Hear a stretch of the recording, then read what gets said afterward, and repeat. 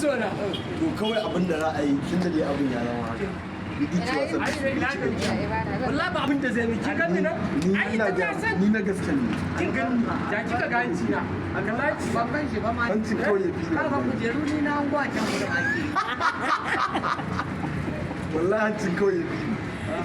gari na ruwa na da hancin sa to yanzu idan an zo ba hanci ake so ba hali ake so wannan halin ba da kyau zamanin da ana su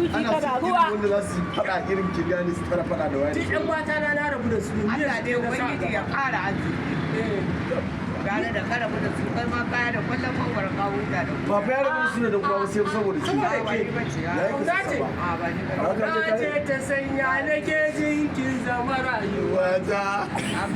ba ke ta yaya zan yi na ɓoye damuwa ta Allah sarki ba madadin ki na asoli na rage da Allah ba masauki ba masauki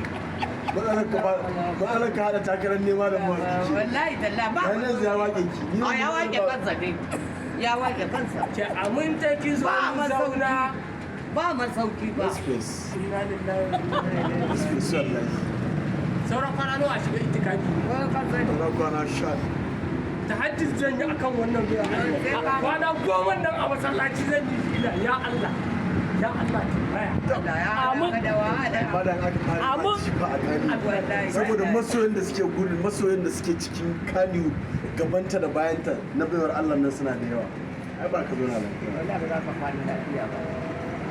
ma bai yawo a ciki ga da wani a hannu har yanzu fa ina ga maka hancin nan zuwa wallahi tallahi dai bai yawo da wando a hannu ba to yayi ta barka ina ji ne nace ina son mama ta